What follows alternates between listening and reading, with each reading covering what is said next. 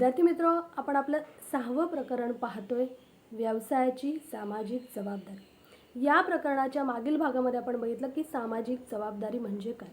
तर कोणतीही व्यवसाय संघटना असते, त्या व्यवसाय संघटनेचं नफा कमावणे या पलीकडे काही तिथे जी काही समाजाप्रती कार्य करणं असतं किंवा समाजाप्रती काही तिची कर्तव्य असतात किंवा समाजाप्रती काही ती देणं लागते, समाजाप्रती काही तिचं उत्तरदायित्व असतं, यालाच आपल्याला सामाजिक जबाबदारी असं म्हणता येईल। की ती जे काही समाजाप्रती जे काही कार्य आहे, ते जे काही कार्य करते त्यालाच आपल्याला सामाजिक जबाबदारी असं म्हणता येईल।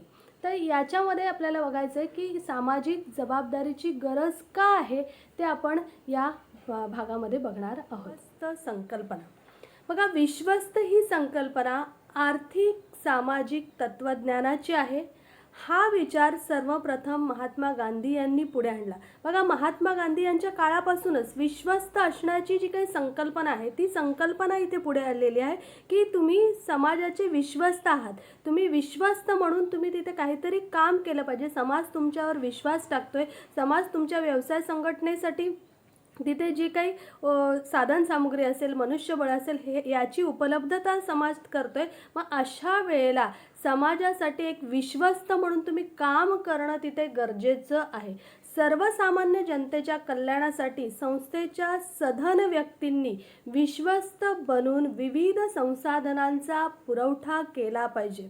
बघा, इथे काय त्यांनी सांगितले, तर सर्वसामान्य जनतेचे जे काही कल्याण आहे, त्या कल्याणासाठी जे काही सधन व्यक्ती आहेत, त्या सधन व्यक्तींनी एक विश्वस्त बनून, विश्वस्त त्यांनी एका विश्वस्त संस्था निर्माण केली पाहिजे। आणि अशा विश्वस्त बनून त्यांनी जी काही संसाधन आहेत, जी काही मनुष्यबळाचं कल्याणासाठी आवश्यक असणाऱ्या गोष्टी आहेत, त्या संसाधनांचा पुरवठा केला पाहिजे। विश्वस्त संस्था म्हणजे अशा त्यांनी संस्था, ट्रस्ट तिथे निर्माण केलं पाहिजे। विश्वस्त संस्था म्हणजे आपल्याला तिथे ट्रस्ट असं म्हणता येईल। अशा त्यांनी ट्रस्ट तिथे निर्माण केल्या पाहिजेत, ज्याच्यामुळे सामाजिक कल्याण साध्य करता येईल किंवा ज्याच्यामुळे सामाजिक कल्याणाची जी काही कार्य आहेत, ती कार्य तिथे पार पाडता येतील। विश्वस्त संस्था सामाजिक कल्याणासाठी कार्यरत असतात व म्हणून व्यावसायिकांना समाजाचे विश्वस्त मानले जाते।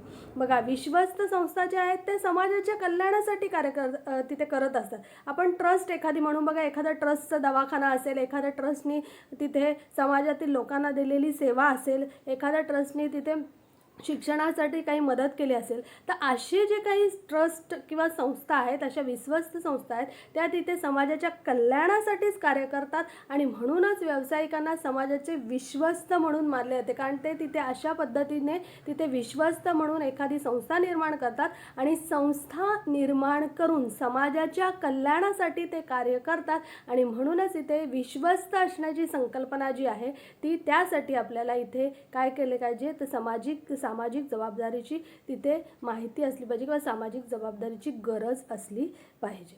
यानंतर पुढचा मुद्दा आहे समाजाच्या बदलत्या अपेक्षा। बघा, अलीकडच्या काळात समाजाच्या व्यवसाय संस्थेकडून अपेक्षांमध्ये मोठ्या प्रमाणात बदल झाला आहे।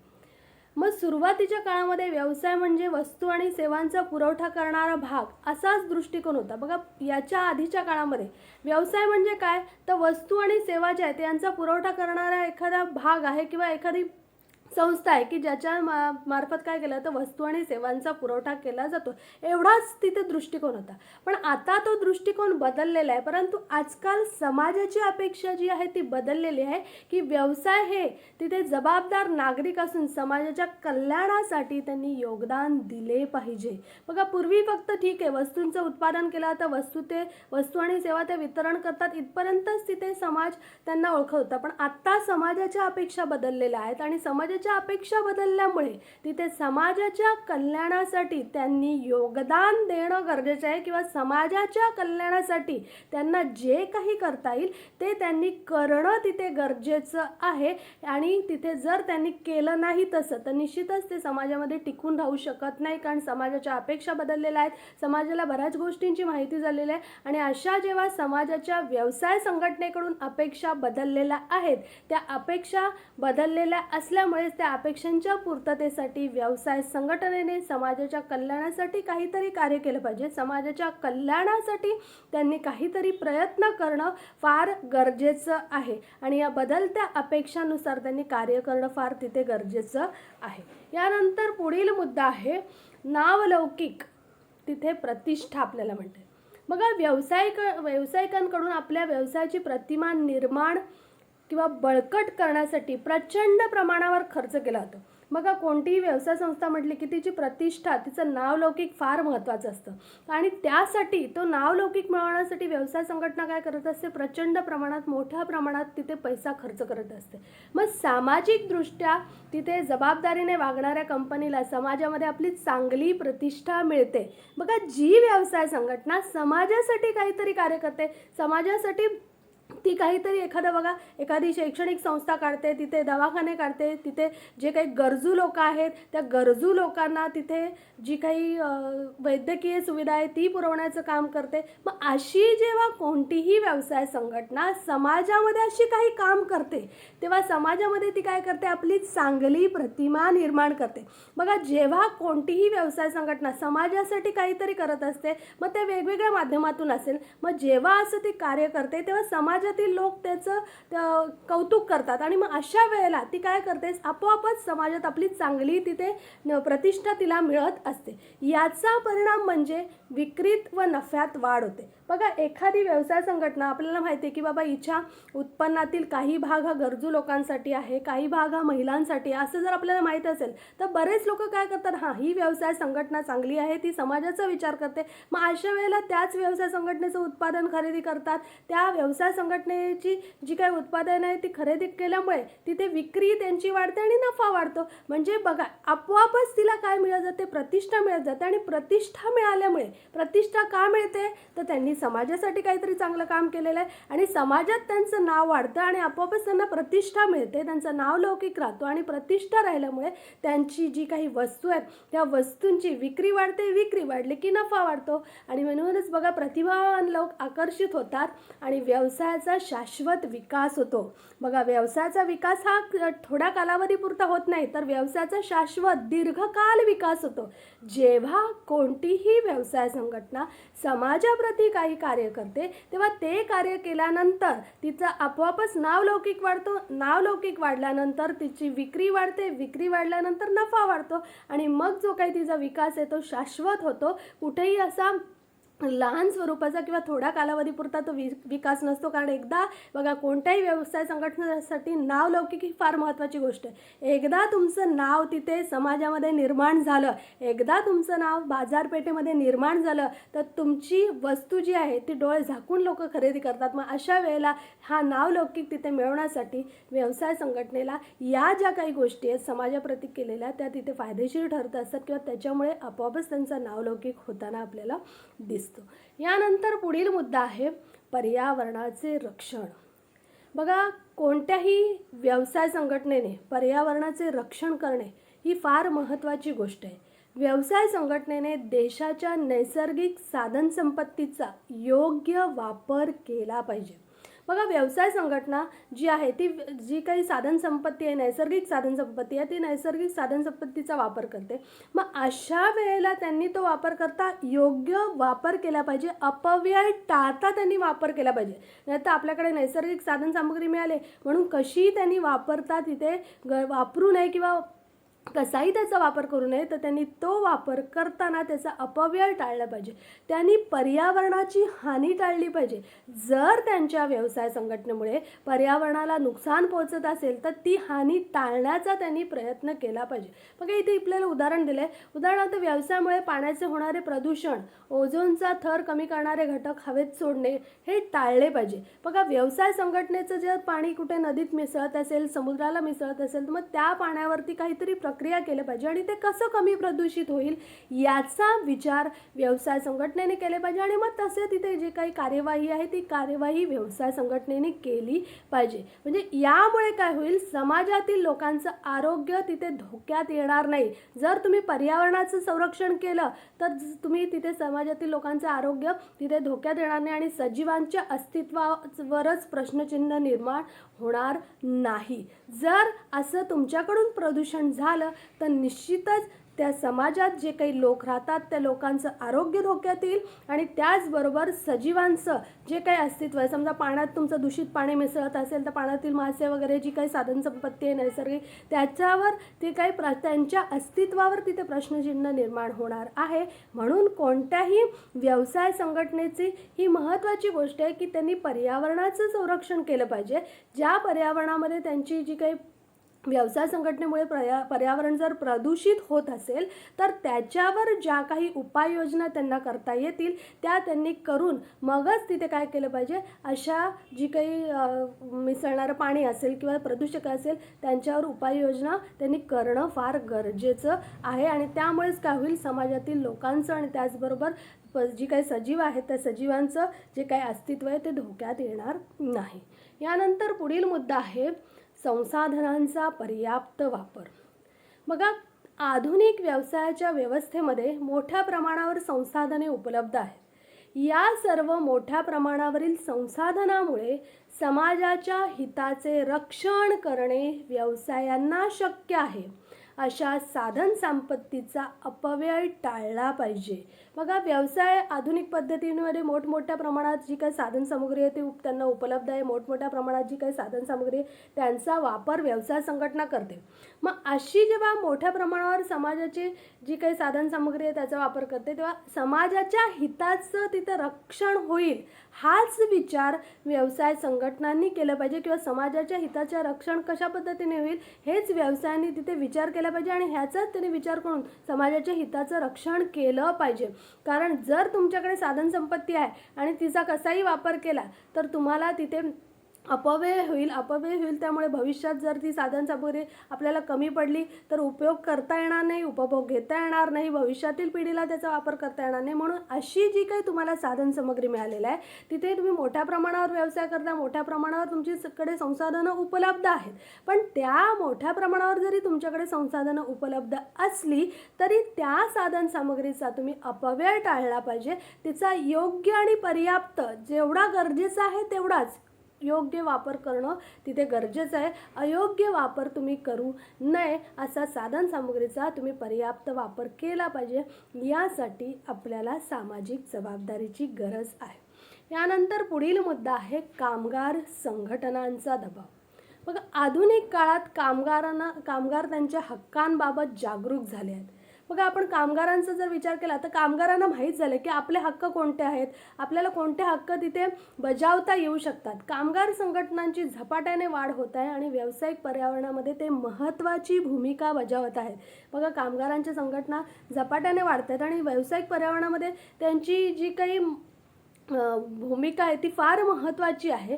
कामगारांची अशी अपेक्षा असते की व्यवस्थापनाने त्यांना योग्य पगार, बोनस व इतर सवलती द्याव्यात. बघा, कामगारांची अपेक्षा काय असते की त्यांना पगार योग्य मिळाला पाहिजे, त्यांना बोनस मिळाले पाहिजे, त्यांना जे काही इतर भत्ते असतात ते इतर भत्ते, इतर सवलती ज्या आहेत त्या तिथे व्यवसाय संघटनेने त्यांना द्याव्यात. हा त्यांचा तिथे ही त्यांची अपेक्षा असते.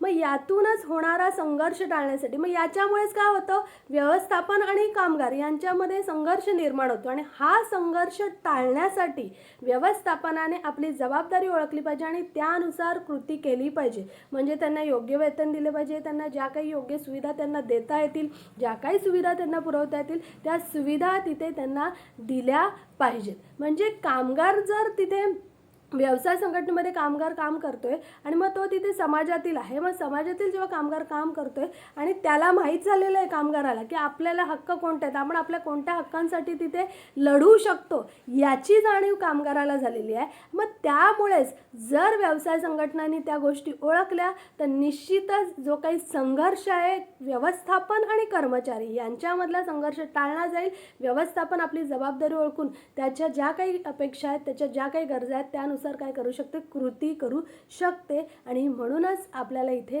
ती जी काही गरज आहे ती गरज आपल्याला तिथे जी काही सामाजिक जबाबदारी आहे तिची गरज आपल्याला ओळखली पाहिजे किंवा व्यवस्थापनाने ओळखली पाहिजे किंवा व्यवस्थापनाला त्याची माहिती असली पाहिजे. यानंतर पुढील मुद्दा आहे ग्राहक चळवळींची वाढ. बघा, शिक्षणाचा विकास, प्रसार माध्यमे आणि बाजारपेठेतील वाढती स्पर्धा यामुळे ग्राहक त्यांचे हक्क आणि अधिकारांबाबत जागृत झाले आहेत. बघा, वेगवेगळी प्रसारमाध्यमं आहेत, त्या प्रसारमाध्यमामधून ग्राहकांना माहिती मिळते, ग्राहकांचं शिक्षण होतं आहे, बाजारपेठेमध्ये ज्या काही व्यवसाय संघटनांमध्ये असणाऱ्या स्पर्धा आहेत त्या स्पर्धा वाढत आहेत. आणि मग त्याचमध्ये ग्राहकाला माहीत झालेलं आहे की आपले हक्क कोणते आहेत, आपले अधिकार कोणते आहेत, आणि ग्राहक आपल्या हक्कांबद्दल आणि अधिकारांबद्दल जागृत झालेले आहेत. म्हणूनच व्यवसाय संस्थेने ग्राहकाभिमुख धोरणांचे अनुकरण केले पाहिजे. म्हणजे जी धोरणं ग्राहकांच्या फायद्याची आहेत त्याच धोरणांचं व्यवसाय संघटनेने अनुकरण केलं पाहिजे. म्हणजेच काय, ग्राहकाला योग्य माल दिला पाहिजे, ग्राहकाला भेसळ नसलेला तिथे जे काही माल आहे तो दिला पाहिजे, ग्राहकाकडनं योग्य किंमत आकारली पाहिजे. म्हणजे या ज्या काही गोष्टी आहेत याचा विचार व्यवसाय संघटनेने करणं गरजेचं आहे. कारण ग्राहकाला खूप माहिती झालेली आहे, ग्राहकाचं तिथे प्रसार माध्यमांमधून जे काही शिक्षण होतं आहे, ग्राहकाला वेगवेगळ्या गोष्टींची माहिती होते, त्याला आपल्या हक्कांबद्दल जाणीव झालेली आहे. मग अशा वेळेला तिथे जी काही व्यवसाय संघटना आहे त्या व्यवसाय संघटनेने ग्राहकाच्या फायद्याचे जे काही धोरण आहे त्याचा अवलंब केला पाहिजे. यासाठी त्याला जी काही सामाजिक जबाबदारी आहे त्याची त्याची जाणीव असली पाहिजे, त्याची माहिती असली पाहिजे. यानंतर पुढचं आहे शासकीय नियंत्रण. बघा, व्यवसायाच्या दृष्टिकोनातून शासकीय नियम हे अनुचित असतात, कारण त्यामुळे व्यवसायाच्या स्वातंत्र्यावर मर्यादा येते. बघा, आपण जर तिथे शासकीय नियमांचा विचार केला तर व्यवसाय संघटनेला वाटतं की कशाला हे नियम लादलेत आपल्याला, कारण आपल्याला त्यामुळे काय होतं, व्यवसाय संघटनेची जी काम करण्याची शक्ती आहे त्या किंवा व्यवसाय संघटनेचं काम करण्याचं स्वातंत्र्य आहे याच्यावर कुठेतरी मर्यादा येताना आपल्याला दिसतात. पण शासनाने अनेक कायदे लागू केलेले असतात, त्यामुळे व्यवसायावर नैतिक दबावाबरोबरच कायदेशीर दबाव येतो. मग शासनाने वेगवेगळे कायदे लागू केलेले आणि त्या कायद्यामध्ये राहूनच किंवा त्या कायद्यानुसारच व्यवसाय संघटनेला आपलं काम करावं लागतं. मग इथे यामुळे काय होतं, व्यवसाय संघटनेवर नैतिक दबाव येतो की आपल्याला या कायद्यानुसारच काम करायला पाहिजे. मग जर तिथे तुमच्याकडे शासकीय नियंत्रण आहे आणि ते तुमच्याच फायद्यासाठीच आहे, तुमच्या चांगल्यासाठीच आहे, तुम्ही शासकीय नियमांमध्ये राहूनच तुम्ही काय केलं पाहिजे, व्यवसाय संघटनेने आपलं कामकाज केलं पाहिजे. आणि म्हणूनच तिथे काय तर सामाजिक जबाबदारीचं त्याला जाण असलं पाहिजे की आपल्याला जे काही कायदे घालून दिले समाजाच्या फायद्यासाठी आहेत, आपली व्यवसाय संघटना समाजामध्ये कार्यरत करते, तर आपल्याला निश्चितच ते कायद्याचं पालन केलं पाहिजे. आणि मग त्यानुसारच काय करते, जी व्यवसाय संघटना आहे आपलं कामकाज करू शकते. यानंतर पुढील आहे दीर्घकालीन स्वहित. बघा, ज्या संस्थेचा सर्वोच्च उद्देश हा समाजाची सेवा करणे हा असतो तीच संस्था दीर्घकालीन जास्तीत जास्त नफा मिळवून संस्थेची चांगली प्रतिमा निर्माण करू शकते. बघा, आपण एखादं उदाहरण घेऊ. समजा एखादी व्यवसाय संघटना आहे आणि त्या व्यवसाय संघटनेने काही खाद्यपदार्थ तिथे तयार केलेले आहेत आणि ते खाद्यपदार्थ तिने तयार केले, ते विकले. पण ते खाद्यपदार्थ जे आहेत ते ग्राहकांच्या अपेक्षेनुसार नाहीत किंवा तिथे जे खाद्यपदार्थ आहेत ते योग्य पद्धतीमध्ये त्यांनी तयार केलेलं नाहीत. तिथे ते तयार करताना त्यांनी थोडा अयोग्य मार्गाचा अवलंब केला. बघा, ते खाद्यपदार्थ नवीन त्यांनी बाजारात आणले, त्याला खूप पहिले ग्राहकांनी पसंती दिली आणि ग्राहकांनी पसंती मिळवल्यानंतर ते खाद्यपदार्थ सुरुवातीला खूप विकले गेले. म्हणजे पहिले 2-4 महिने खूप विकले गेले आणि 4 महिन्यानंतर किंवा साधारणतः म्हणू आपण वर्षभर खूप विकलं गेलं. आणि वर्षभरानंतर त्या खाद्यपदार्थाची मागणी कमी झाली, कारण तिथे लोकांच्या लक्षात आलं की खाद्यपदार्थामध्ये काहीतरी भेसळ आहे किंवा थोडंसं याच्यामध्ये जी काही प्रक्रिया आहे ती प्रक्रिया अयोग्य प्रक्रियेचा वापर केलेला आहे. मग अशा वेळेला काय झालं, इथे बघा, त्यांनी जो काही नफा मिळाला हा अल्प कालावधीसाठीच होता. म्हणजे त्याला मिळालेला नफा हा दीर्घकालासाठी तिथे टिकून राहिलाच नाही. मग कोणत्याही व्यवसाय संघटनेने हा विचार केला पाहिजे की माझा जो काही नफा आहे किंवा माझा जो काही फायदा हा दीर्घकालीन झाला पाहिजे. माझा फायदा, स्वहित, माझं स्वतःचं हित हे दीर्घकालीन राहिलं पाहिजे. मग दीर्घकालीन राहण्यासाठी काय केलं पाहिजे?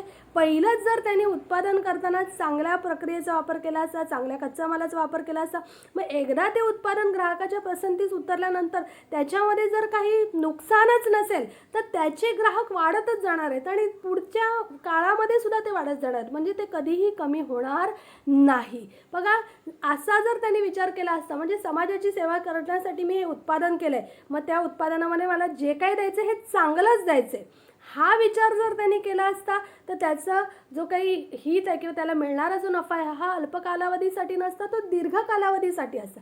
पण त्याने विचार काय केला, ठीक आहे आत्ता आपल्याला उत्पादन द्यायचं आहे, चांगलं द्यायचं आहे, आपण थोडी प्रक्रिया अशी वापरू किंवा थोडासा कच्चा माल आपला असा असला, खराब असला तरी चालेल, असा त्यांनी विचार केला. आणि मग नंतर काय झालं, तिथे ग्राहकांची त्या वस्तूबद्दलची जी काही मागणी आहे ती कमी झाली, ग्राहकांच्या अपेक्षा बदलल्या. मग असं करू नये. तर कोणत्याही व्यवसाय संघटनेने समाजाची सेवा करणे हाच उद्देश ठेवला. हा उद्देश जर त्यांनी ठेवला तर निश्चितच त्याचं हित जे आहे ते दीर्घकालीन, त्याला जास्तीत जास्त नफा मिळेल हा दीर्घकालीन मिळेल, कुठेही तो अल्प कालावधीसाठी नसेल.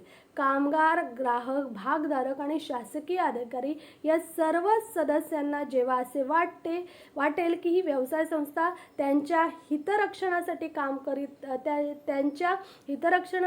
करत नाही, तेव्हा ते व्यवसाय संस्थेला सहकार्य करण्याचे बंद करतील. बघा, जेव्हा मी आताच म्हटलं की ग्राहकाला कळलं की नाही व्यवसाय संघटनेचं उत्पादन खराब आहे, कामगाराला कळलं की ते आपल्यासाठी काहीच करत नाही, भागधारकांना कळलं की ते आपण ज्यांचे भाग खरेदी केलेत ते आपल्या फायद्याचा कधीच विचार करत नाही, किंवा शासनाला कळलं की आपण ज्या व्यवसाय संघटनेसाठी आपण सगळे मदत करतोय, सहकार्य करतो आणि ती शासनासाठी काहीच करत नाही. मग जेव्हा कोणत्याही व्यवसाय संघटनेच्या विरोधात हे घटक जातात, म्हणजे कोणते कामगार असेल, ग्राहक असेल, कर्मचारी असेल, तिथे शासन असेल, हे घटक त्यांच्या विरोधात जातात, म्हणजे त्यांना कळलेलं आहे की हे आपल्या हितासाठी काहीच करत नाही. मग अशा वेळेला त्या व्यवसाय संघटनेला दीर्घकालीन हित साध्य करता येणार नाही. ती व्यवसाय संघटना टिकून राहू शकत नाही.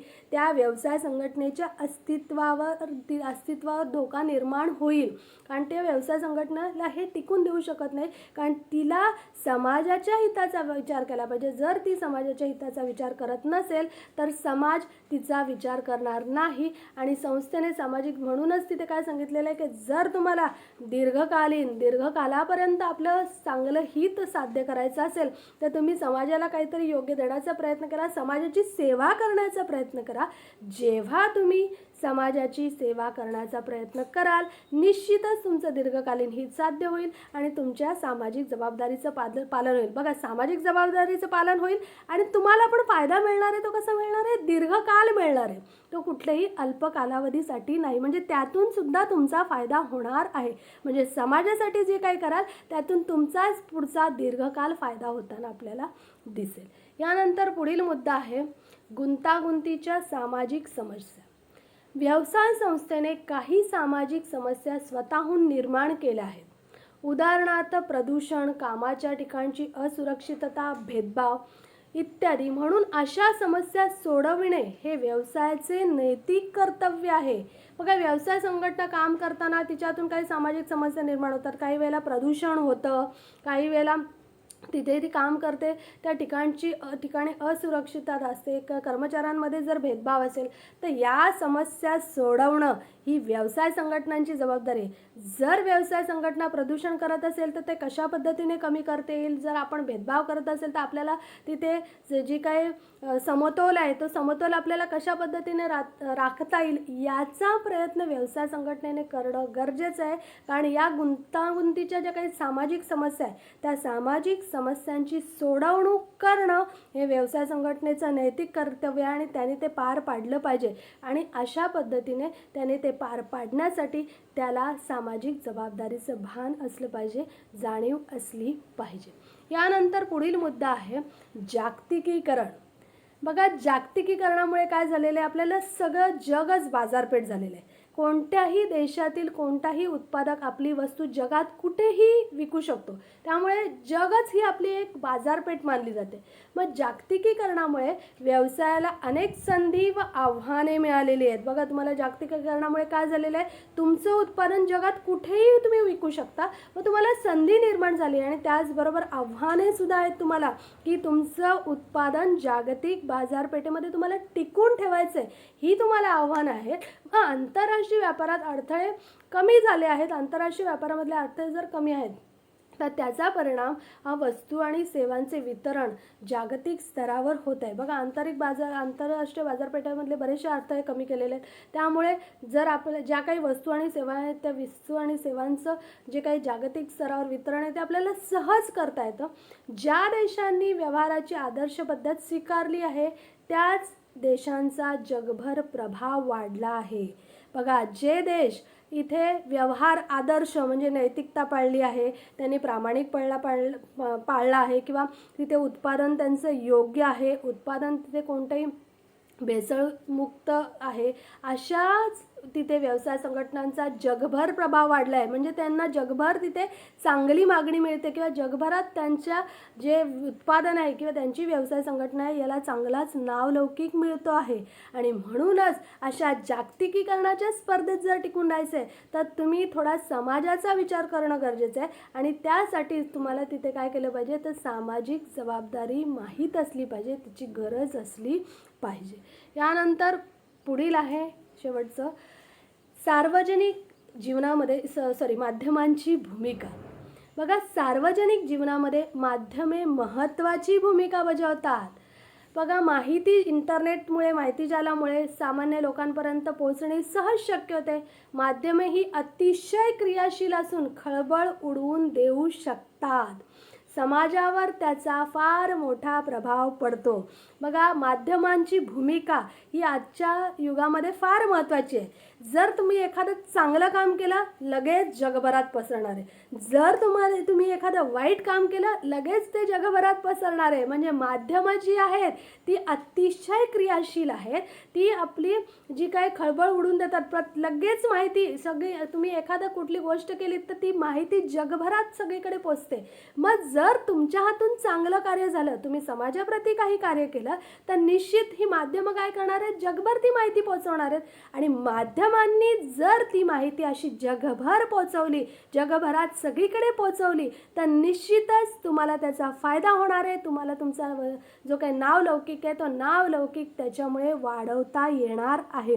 आणि म्हणूनच तुम्ही काय केलं पाहिजे, तर समाजाप्रती तुम्हाला जे काही करता येईल, समाजातील घटकांसाठी, मग तिथे अडचणीच्या वेळेस असेल किंवा अजून कोणती जर समाजामध्ये समस्या असेल तर त्या समस्येसाठी तुम्हाला जे काही करता येईल ते करण्याचा प्रयत्न केला पाहिजे. आणि ते केल्यामुळे जर तुम्ही चांगलं काम केलं तर तुमचं समाजामध्ये चांगली प्रतिमा निर्माण होईल. बघा, आणि वाईट काम केलं तर तुमची जी काही वाईट प्रतिमा आहे ती सुद्धा निर्माण होईल. मग माध्यमही फार महत्त्वाची भूमिका बजावतात. आणि चांगलं काम केलं तर ते जगभर तुमचं चांगलं काम पसरणार आहे. आणि मग व्यवसायाच्या व्यवसायावर त्याचा चांगला परिणाम होणार आहे. आणि मग अशा वेळेला व्यवसायाने काय केलं पाहिजे, तर व्यवसायाच्या अनुचित व्यापारी प्रथांविरुद्ध आणि ग्राहकांच्या होणाऱ्या शोषणांविरुद्ध माध्यमे आवाज उठवू शकतात. मग एखाद्या जर व्यवसाय संघटनेने ग्राहकांचं शोषण केलं, ग्राहकांचे जे काही अनुचित प्रकार आहेत, त्या अनुचित प्रथा आहेत, त्या ज्या ग्राहकांना फसवणूक केली, तर मग अशा वेळेला तुमची जी काही माध्यमं आहेत ती माध्यमं काय करू शकतात, तुमच्या विरुद्ध आवाज उठवू शकतात. म्हणजे तुम्ही भेसळयुक्त उत्पादन दिलं, ग्राहकाची फसवणूक केली, ग्राहकाला तिथे जे काही साठेबाजी केली, मग अशा जर तुम्ही गोष्टी केलात तर माध्यमं तुम्हाला तिथे माध्यमं तिथे काय करू शकतात, तर तुम्ही त्या गोष्टींविरुद्ध आवाज उठवू शकतात. आणि म्हणूनच व्यवसायाला सामाजिक मूल्यांकडे दुर्लक्ष करता येणार नाही. जर तुम्हाला या माध्यमांमधून चांगलं पसरवायचं असेल तर तुम्ही चांगलं कार्य करा, तुमचं चांगली माहिती लोकांपर्यंत पोहोचवणार आहे. आणि जर तुम्ही वाईट कार्य केलं तर निश्चितच माध्यमं काय करू शकतात, त्याच्या विरुद्ध आवाज उठवू शकतात. मग अशा वेळेला म्हणूनच व्यवसाय संघटनांनी काय केलं पाहिजे, या सामाजिक मूल्यांकडे दुर्लक्ष करता कामा नये. इथे आपली जी काही सामाजिक जबाबदारीची गरज आहे ती संपलेली आहे. तुर्तास आपण इथे थांबणार आहोत. तोपर्यंत धन्यवाद. तुम्ही अभ्यास करत राहा आणि आपल्या यशाचा मार्ग मोकळा करा.